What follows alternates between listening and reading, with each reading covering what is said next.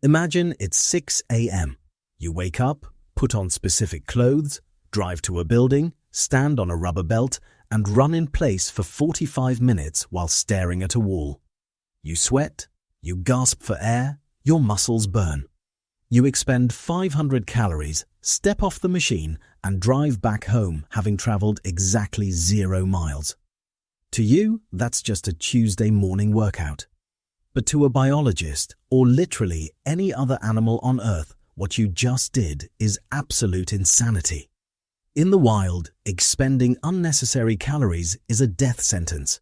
If you look at a lion, a chimpanzee, or a wolf, when they aren't hunting, fighting, or fleeing for their lives, they are doing absolutely nothing. They rest. They sleep to conserve energy. Because for 99% of Earth's history, calories were scarce, and wasting them meant you might not have enough energy to survive your next encounter with a predator. Yet humans are the only species on the planet that deliberately wastes energy. We pay money to run on treadmills and lift heavy pieces of metal just to put them back down. Why do we do this?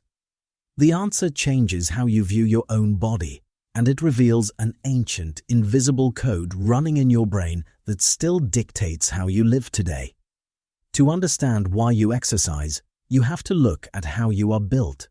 You might not think of yourself as an elite athlete, but humans are the best long-distance walkers on the planet. We are definitely not the fastest. A cheetah can hit 70 miles an hour, and a horse can sustain 30 miles an hour for miles. You top out at maybe 15 miles an hour, and even then, only for a few seconds before you are gasping for air. But speed was never the point.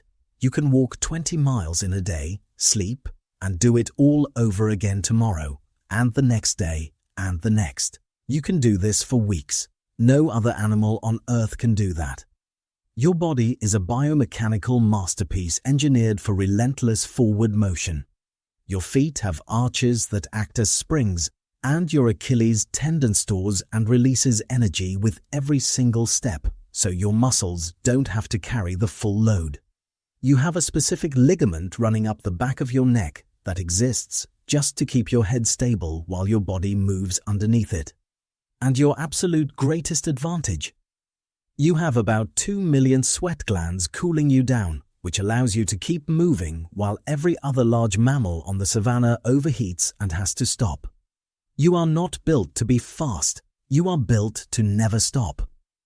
In 1978, paleoanthropologist Mary Leakey discovered a trail of footprints in Litoli, Tanzania, pressed into volcanic ash 3.6 million years ago.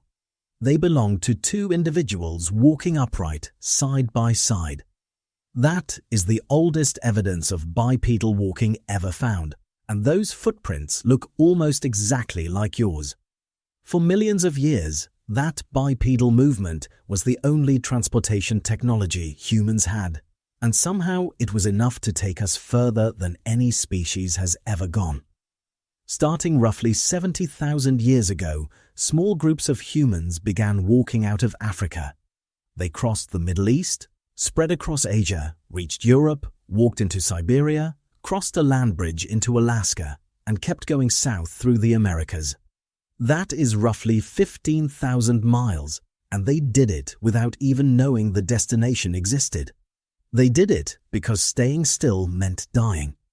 Our entire evolutionary strategy relied on endless movement to track animal herds, find water, and survive changing climates. But then, we did something that broke our own biology. We started inventing ways to stop walking. We figured out the horse, and the human world got 8 times smaller overnight. We invented the wheel. We built boats. We paved roads.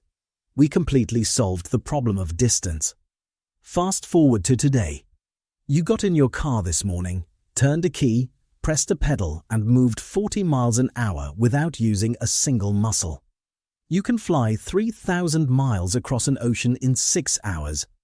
You have a machine in your pocket that can summon a car to your exact location in 4 minutes.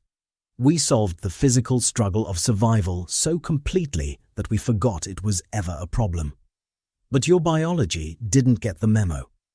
Evolution is incredibly slow, but technological progress is blindingly fast. Biologically, the body you are wearing right now is the exact same prehistoric machine designed to walk 20 miles a day across the African savanna. Psychologists see this mismatch in our brains all the time. Take the IKEA effect. When you build a wobbly flat-pack bookshelf with your own hands, you value it far more highly than a perfectly built store-bought shelf. Why? Because for most of human history, you had to make everything yourself. Your food, your shelter, your tools, and your brain evolved to reward that intense physical effort with a feeling of pride to ensure your survival. The problem is, we live in a modern world where everything is delivered instantly, but your brain hasn't updated. It still runs that old code. Your body operates on the exact same outdated software. For 300,000 years, physical exertion wasn't an option. It was a baseline requirement for existence. Your cardiovascular system, your metabolism, and your brain chemistry all evolved to function optimally only when subjected to massive amounts of physical stress. When you remove that stress, when you sit in a chair for 8 hours a day and drive home in a metal box, your body doesn't know what to do. It misinterprets the lack of movement as a sign of illness or famine. Your muscles atrophy, your joints ache, and your baseline anxiety spikes because your nervous system is primed for action that never comes. This is why humans are the only animals that exercise. We don't do it just to look good in a mirror. We do it because we have to artificially recreate the harsh survival conditions that built us. When you strap on running shoes and hit the pavement, you are simulating a persistence hunt. When you lift weights, you are simulating hauling a 100-pound animal carcass back to camp. You are feeding your body the biological data it has been starving for since we invented the wheel and the car. You are satisfying an ancient system that demands you earn your survival. The next time you're halfway through a miserable workout, gasping for air and wondering why you voluntarily put yourself through this, realize what is actually happening.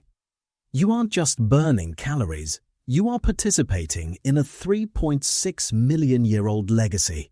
You are waking up the ancient hunter-gatherer inside you, telling your brain that you are still capable of crossing a continent on foot, and reminding your body that no matter how comfortable the modern world gets, you are still built to never stop.